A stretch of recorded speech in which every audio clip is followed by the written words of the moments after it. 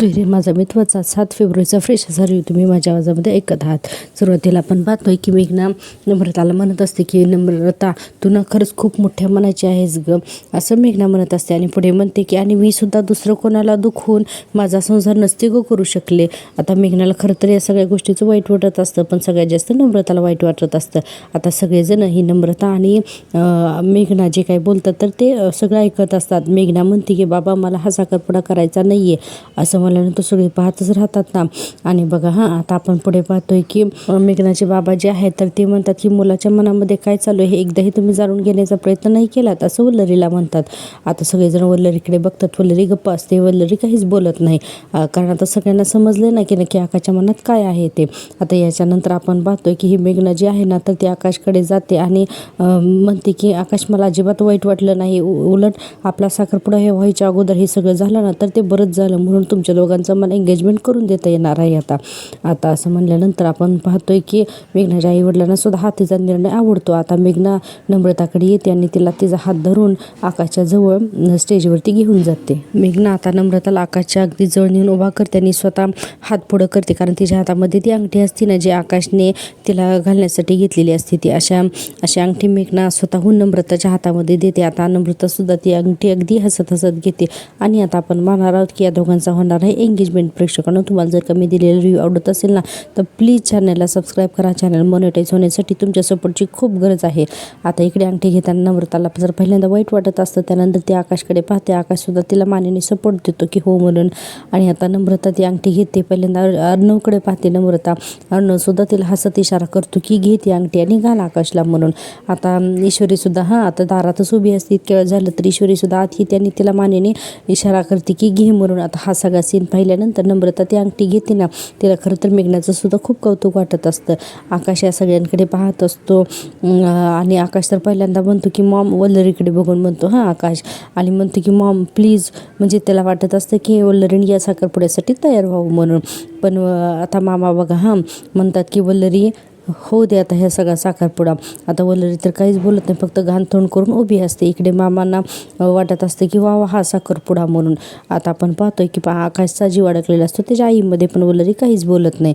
आता नम्रता ती हातात ती अंगठी जी आहे तर ती घेते हातामध्ये आणि आता ती आकाशच्या हातामध्ये घालते. सगळेजण खूप टाळ्या वाजवतात, सगळेजण खूप खुश असतात. नम्रताच्या डोळ्यामध्ये पाणी आलेलं असतं. नम्रताने आकाशला अंगठी घातल्यानंतर सगळेजण टाळ्या वाजवायला लागतात. सगळेजण खूप खुश आहेत.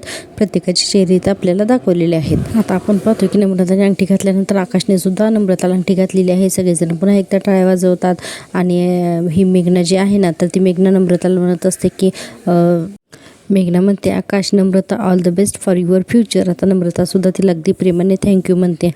आता असं झाल्यानंतर ईश्वरी जी आहे तर ती अर्णवकडे पाहत असते की आपल्या बहिणीचं सुखाचं अर्णवमुळे पूर्ण झालेलं असतं, पूर्ण तिला मिळालेलं असतं. आणि अर्णवसुद्धा तिरक्या नजरेने असं साईडला एका होऊन ईश्वरीकडे बघत असतो. आता सगळं झाल्यानंतर मामा म्हणतात चला आता मोठ्यांच्या पाया पडा. आता पहिल्यांदा नम्रता आणि आकाश आजींच्या पाया पडतात. आजी म्हणतात अगदी सुखी राहा. इतक्यातच ईश्वरी अर्णवला इशारा करते आणि बाजूला घेते आणि म्हणते की सर, तुम्हाला त्या दोघांचं प्रेम जसं कळालं ना तसं आपलं कधी कळणार, जमलं तर एकदा विचार करा, माझ्यासाठी नाही तर ते स्वतःसाठी, असं ईश्वरी म्हणल्यानंतर अर्णव तर बराच वेळ पहिल्यांदा ईश्वरीकडे बघत राहतो. स्वतः आपल्या प्रेमाचं काय असं ईश्वरीने विचारलेलं असतं ना, जमलं तर विचार करा म्हणून. आता मामा जे आहेत तर ते आकाश आणि नम्रताला काँग्रेस म्हणत असतात. आता नम्रता आणि आकाश सगळ्यांच्या पाया पडतात, पहिल्यांदा आजीच्या, मग मामाच्या, वल्लरीच्या. आता मामा म्हणतात आकाश, नम्रता अरे मेघनाच्या आईवडिलांच्या सुद्धा पाया पडा, त्यांचाही आशीर्वाद घ्या. आता आकाश नम्रता त्यांच्याही पाया पडतात. आणि आपल्याला दाखवले की अर्णव बराच वेळ विचार करत असतो. त्यानंतर ईश्वरी आता स्टेजवरती निघून जाते, कारण अर्णव काहीच बोलत नाही, अजून तो विचारच करत असतोय म्हणून. इकडे आपण पाहतोय की साखरपुडा झाल्यामुळे नम्रता जी आहे तर ती अतिशय खुश असते, आनंदात असते. इकडे ईश्वरी सुद्धा अर्णवशी बोलून पुढे येते. आता पुढे आल्यानंतर ती पहिल्यांदा तर नम्रताला बघते. आता नम्रता पण ईश्वरीकडे येते. आता ईश्वरी आणि नम्रता दोघीजणी बहीण एकमेकीला घट्ट मिठी मारून खूप रडतात. आणि इकडून मामी आणि इकडून अर्णव हे सगळं दृश्य जे आहे तर ते बघत असतात. आणि म्युझिकली हा जो सीन आहे तर तो बराच वेळ दाखवलेला आहे. आता मेघनाचे बाबा म्हणतात बरं ठीक आहे, येऊ का मग आम्ही. मग आता मामा आणि आजी त्यांच्यासमोर हात जोडतात, नमस्कार वगैरे करतात. येतात आणि आता ही मेघना आणि मेघनाचे आई बाबा तिघेही आता तिथून निघून जातात आणि आपण आता पाहतोय की पुढच्या सीनमध्ये पाहुणे वगैरे गेल्यानंतर आजी म्हणत असतात ईश्वरीच्या घरी कळायला हवं ना. वल्लरी चालू करते ना तमाशा. वल्लरी म्हणते ईश्वरी घरी कशाला, सगळीकडे जगाला ओरडून सांगा ना. झालं सगळ्यांचं सगळं समाधान झालं. आता उघड्या डोळ्यांनी ही ईश्वरी आपल्या सगळ्यांचं आयुष्य कसं उद्ध्वस्त करते ना हे फक्त बघत बसायचं. हो नाही. आता आजी म्हणतात अगं पण तू तिला का बोलतेस. वल्लरी म्हणते कारण पुन्हा एकदा तिने तिचीच मनमानी केली म्हणून. आता मामी इतकं बोलत असतात ना पुढे म्हणतात की स्वतःच्या बहिणीला या घरात घेऊन यायचा हिचा प्लॅन हिने यशस्वी करून दाखवलाय. मामा म्हणता अगं कसला प्लॅन, काय बोलतेस तू. वल्लरी म्हणते बरोबरच बोलते मी. अगोदर हिने अर्णवला ताब्यात घेतलं आणि आता स्वतःच्या बहिणीची गाठ माझ्या आकाशसोबत बांधून त्याच्याही आयुष्याचा खेळखंडोबा करणारी ही मुलगी. आता अंजली म्हणते मामी अगं एवढं टोकाचं काय बोलतेस तू, तशी नाही आहेस ईश्वरी. मामी म्हणते ईश्वरी कशी मुलगी नाही मला चांगलंच माहिती. आता अर्णव म्हणतो मामी 1 मिनिट, हा डिसिजन माझा आहे आणि तो मी पूर्ण विचार करूनच घेतलाय म्हणून, त्यामुळे तिचा काहीही संबंध नाही.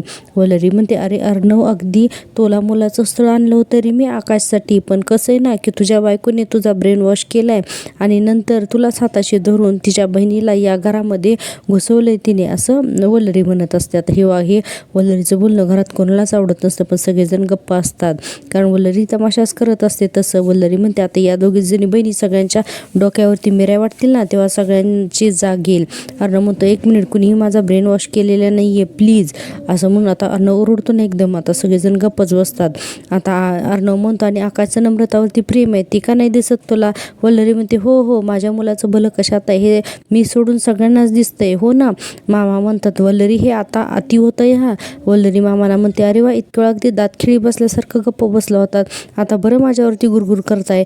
इथं जन्मदात्या आईला त्याच्या मुलाचा डिसिजन आयुष्याचा घेता येत नाहीये हे कळत कसं नाहीये तुम्हाला, असं वल्लरी म्हणते आणि खूप तनतन करत तिथून निघून जाते. मामा तिला वल्लरी वल्लरी म्हणत असतात पण वल्लरी काही थांबत नाही.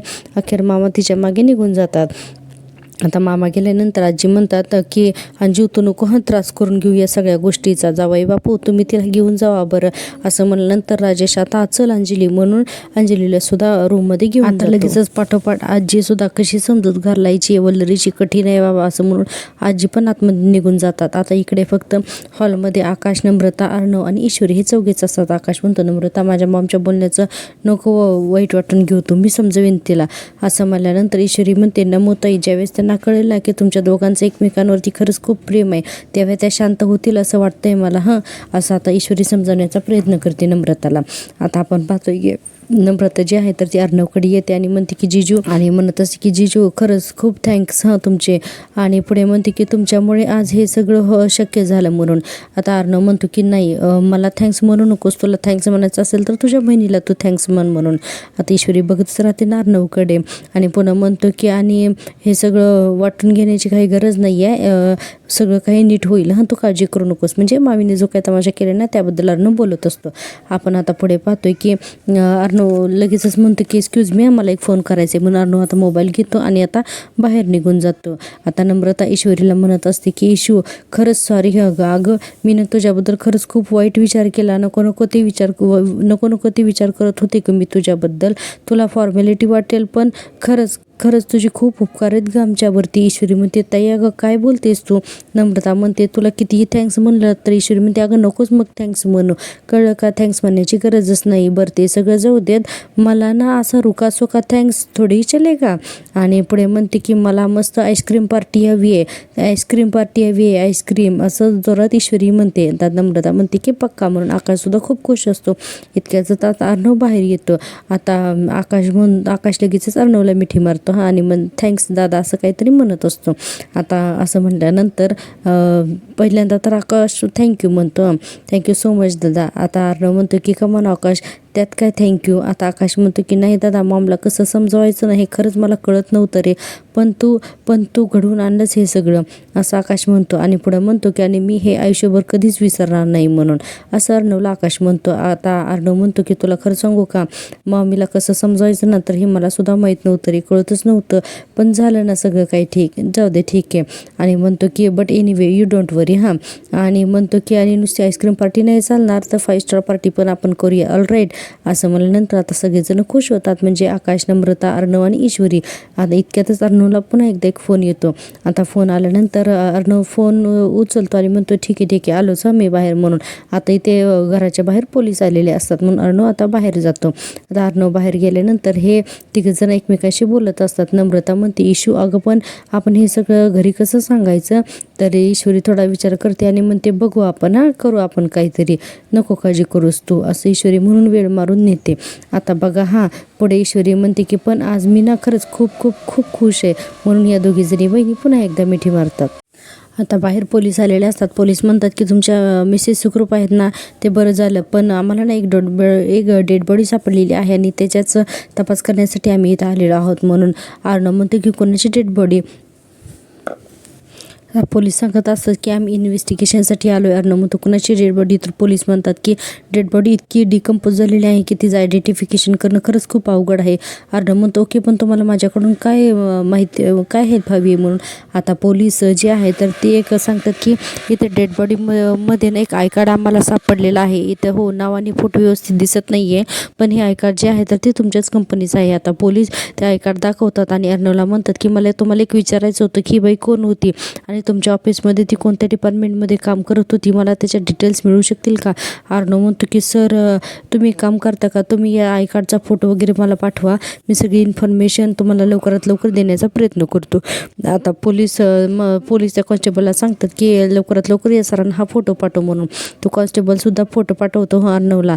पोलीस म्हणतात की आजच्या आज आम्हाला माहिती मिळू शकेल का. तर अर्णव म्हणतो सर आमच्या घरामध्ये आज फंक्शन चालू आहे आणि माझी ताई प्रेग्नंट आहे, सो मला तिच्यासमोर हे सगळं नाही करायचं आहे, सो प्लीज असं म्हणल्यानंतर पोलीस म्हणतात की ठीक आहे, आय नो, मी समजू शकतो, पण तरीही तुम्ही लवकरात लवकर मला डिटेल्स द्या. आता अर्णवच्या मोबाईलवरती ते सगळे स्क्रीनशॉट आलेले असतात. पोलीस थँक्यू म्हणतात आणि तिथून निघून जातात.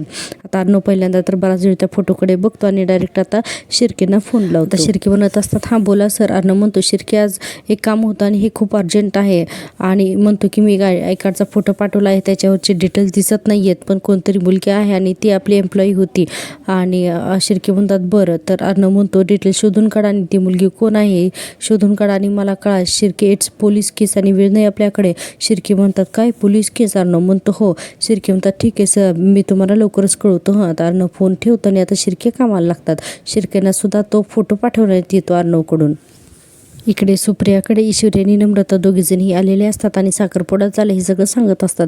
सुप्रिया म्हणते काय साखरपुडा झाला, अगं पण हे सगळं कसं घडलं इशू. तर ईश्वरी म्हणते मला हे सगळं समजलं ना तेव्हा मी अर्णव सरांना सगळं काही सांगितलं होतं गाई, आणि आजही मी त्यांना सगळं समजावलं अगं, आणि पण म्हणून हे सगळं झालं. आता नम्रता फक्त बघत असते, या दोघीजणी बोलत असतात. ईश्वरी पुढे म्हणते की आई आणि काय काय घडलं ना ते सगळं ईश्वरी ईश्वरीने हे सगळं सांगितलं, ते म्युझिकली सांगितलं, हे आपल्याला डायलॉग ऐकवलेले नाहीत. आता ईश्वरी नम्रताला म्हणते नमोताई ये इकडे, आणि सुप्रियाच्या समोर तिला उभी करते आणि म्हणते की आई तू प्लीज नमोताईवरती चिडू नकोस ग, असं ईश्वरी म्हणत असते. आणि पुढे म्हणते का ग जिंदगीमध्ये पहिल्यांदा तिला तिचं खरं प्रेम मिळालंय गाई, तर तिला हवा तसा जोडीदार मिळालाय गाई, त्यामुळे प्लीज तू तिच्यावरती चिडू नकोस. आता फक्त तू हो म्हण गाई त्यांच्या नात्याला, म्हणजे झालं, प्लीज आई, असं ईश्वरी म्हणत असते. आता सुप्रिया तर विचार करते आणि म्हणते की अगं इशू हे सगळं इतकं अचानक घडलंय ना की मला ना काही बोलावं ते कळतच नाही आहे ग इशू, असं म्हणते. आता नम्रता ईश्वरीकडे बघायला लागते ना. ईश्वरी वेळ समजावून घेते की म्हणते आई फक्त सगळं झालंय, तू फक्त समजून घे ग त्यांच्या नात्याला, तू फक्त आशीर्वाद दे. आता सुप्रिया म्हणते मला हे सगळं बाबांना सांगायला हवंय म्हणून. नम्रता म्हणते की आई अगं बाबा रागवतील का ग माझ्यावरती. आता असं म्हणल्यानंतर ईश्वरी म्हणते अगं फिकर नॉट ताई, बाबा नाहीत रागवणार, उलट ते खरंच खूप खुशच होतील या सगळ्या गोष्टी म्हणून. आणि पुढे ईश्वरी म्हणते झोपेतून उठलं ना की हवं तर नम्रता तूच सांग तिला. तर लगे सुप्रिया म्हणते नाही मी सांगेन त्यांना, तुम्ही नको सांगायला, असं सुप्रिया नंतर या दोघी जणी तर गप्पच बसतात. नम्रता फक्त ईश्वरीकडे बघत असते आणि ईश्वरी तिला डोळ्याने इशारा करत असते होईल सगळं ठीक म्हणून. नम्रता म्हणते आई तुला हे सगळं मान्य आहे ना ग, असं म्हणल्यानंतर सुप्रिया तर पहिल्यांदा खूप वेळ घेते, ईश्वरीकडे बघते. ईश्वरी तिला इशारा करत असते हो म्हण आई म्हणून. आता सुप्रिया तिला म्हणते की हो मान्य आहे मला म्हणून. असं ईश्वरी सांगितल्यानंतर बघा, आता सुप्रियाने असं सांगितल्यानंतर ईश्वरी खूप खुश होते, नम्रता पण खूप खुश होते आणि डायरेक्ट ती तिच्या आईला मिठीच मारते आणि आनंदाचे अश्रू असतात खरं तर नम्रताच्या डोळ्यामध्ये. आता दोघीजणीही मायलेक भेटतात आणि आपण आता पाहतो की सुप्रिया म्हणते मी काहीतरी गोड बनवते हां, तर नम्रता म्हणते आई मीच करते ग, राहू दे. आता ईश्वरी म्हणते बघ आई म्हटलंच ना मी, मॅडम किती आनंदात आहेत ते, आज सगळं काही त्यांनाच करायचं आहे. नम्रता म्हणते काय ग इशू तू पण, आणि म्हणून नम्रता काहीतरी बनवण्यासाठी म्हणून तिथून निघून जाते किचनमध्ये. आता नम्रता निघून गेल्यानंतर ईश्वरी सुप्रियाचा हात पकडते आणि लगेच नम्रता म्हणते नाही आता सुप्रिया म्हणते इशू चल बरं आत इकडे ये आधी, मला तुझ्याशी काहीतरी बोलायचं आहे म्हणून. आता दोघीजणी सुद्धा बेडरूममध्ये जातात आणि सुप्रिया म्हणते मला सांग इशू, अर्णव हे सगळं नातं जोडायला कसं काय तयार झाले ग. तर ईश्वरी म्हणते आई तू जो गुरुमंत्र दिलायस ना तोच कामी येतोय मला अर्णव सरांच्या बाबतीत. सुप्रियाला काही कळत नाही, ती बघतच राहते. ईश्वरी म्हणते अगं तू मला म्हणालीच होतीस ना ही प्रेमाची लढाई आहे आणि प्रेमानेच जिंकावी लागेल, मग काय प्रेमानेच कमवलं मी माझं हतियार. असं म्हणल्यानंतर सुप्रिया म्हणते उगच तू या सगळ्याचं श्रेय मला नकोच देऊ बाई, मुळात तूच खूप समजूतदार आहेस ग इशू. असं म्हणल्यानंतर सुप्रियाला खरं तर काय बोलावं ते कळत नव्हतं. सुप्रिया म्हणते माझ्यामुळं खरं तर तुझा संसार. ईश्वरी म्हणते आई पुन्हा असं बोलू नकोस ग प्लीज. आता असं म्हणल्यानंतर सुप्रिया गप्प बसते हां, पण तिला अजूनही खात्री वाटत नसते. सुप्रिया म्हणते इशू खरं तर नम्रतावरती मी खूप चिडले होते ग हे सगळं कळल्यावर, कारण एका मुलीचा संसार सुरू होत असताना दुसरीचा संसार मोडावा असं मला अजिबात वाटत नव्हतं ग. आणि पुढे म्हणते की पण आता ही भीतीसुद्धा तू दूर केलीस ग माझ्या मनातली, असं सुप्रिया म्हणते. आणि पुढे म्हणते पण इशू मला खरं खरं सांग अर्णव आकाश आणि नम्रताचं नातं मनापासून स्वीकारतील ना ग. आता ईश्वरी म्हणते की आई तू काळजी करू नकोस. इतक्यातच सुप्रियाचा फोन वाजतो आणि आता सुप्रिया म्हणते इशू अगं आजींचाच फोन आहे. ईश्वरी म्हणते अगं मग घे ना, घे आणि बोल. आता सुप्रिया म्हणते हो हॅलो. तर आता तिकडून आजी म्हणतात मी सुभद्रा बोलती, अर्णवची आजी. आता लगेच सुप्रिया म्हणत असते नमस्कार बोला ना. तर आजी म्हणतात तुम्हाला कळलंच असेल ना सगळं काही. सुप्रिया म्हणते हो समजलं मला सगळं. आजी म्हणतात की हो तसं अचानकच घडलं हे सगळं, पण मला काय वाटते की तुम्ही उद्या आमच्याकडे यावं, लग्नाची बोलणी करायला याल का तुम्ही. सुप्रिया म्हणते काय म्हणजे अहो लगेचच लग्नाची बोलणी कसं काय बरं. आता असं म्हणल्यानंतर आजी म्हणतात हो आता गोष्टी पुढे न्यायला काय हरकत आहे ना. सुप्रिया म्हणते हो पण काय ना की मला जरा यांच्याशी बोलावं लागेल ना, बोलून मी कळवते तुम्हाला हां. तर लगेच आजी म्हणतात बरं बरं सांगा हां मला काय तो तुमचा निर्णय. आणि दोघीही आता फोन ठेवतात. आता फोन ठेवल्यानंतर सुप्रिया म्हणते की इशू अगो लग्नाची बोलणी. आता ईश्वरी खुश होते आणि म्हणते की आई वाव बढिया, असं म्हणून ईश्वरी खुश झालेली असते. आता ईश्वरी खुश होऊन पुन्हा एकदा तिच्या आईला मिठी मारते आणि तू हिरे माझा मित्वाचा आजचा हा भाग इथे संपलेला दाखवलेला आहे. उर्ध्याच्या भागामध्ये आपण पाहतोय सगळेजण हॉलमध्ये चहा पीत बसलेले असतात आणि मामा सांगतो की दहिसर हायवेला एका बॅगमध्ये एका 30 वर्षीय महिलेचा म्हणजे सापळा असा मृतदेह सापडलेला आहे आणि पुढे असेही लिहिलंय की 30 वर्षाची बेवरास महिला आहे, पोलीस कसून तपास करताय. अंजली म्हणते आई गो कोण असेल ना ते बिचारी. अर्णव म्हणतो गुन्हा केल्यावर कडक शिक्षा मिळते, असं करूनही काही गुन्हेगार गुन्हा करायचं थांबतच नाहीत काय जिजू. आता राकेश हा विचार करायला लागलेला असतो ना, कारण तो खून राकेशने केलेला असतो. बापरे आज एवढं मोठं सत्य रिव्हील होणार आहे. आता राजेश मनातल्या मनात म्हणतो की राजेश जो आहे तर तो आता एकटाच एकांतात मनातल्या मनामध्ये बोलत असतो की अरे ही डेड बॉडी त्यांना मिळालीच कशी, कारण ही डेड बॉडी तर मी परफेक्ट ठेवलेली होती ना, शलाकाची बॉडी अशी कशी पोलिसांना सापडली, मी तर ती खोल पुरली होती आणि पुरावा मिळाला असेल का काही पोलिसांना माझ्या विरोधात, असं राकेश विचार करून घाबरलेला असतो. तर तू हे माझा मित्वाचा हा भाग इथे संपतो. भेटूया उद्याच्या भागामध्ये, तोपर्यंत प्लीज चॅनलला लाईक करा, शेअर करा आणि सबस्क्राईब करा. भेटूया उद्याच्या भागात, तोपर्यंत टेक केअर, बाय.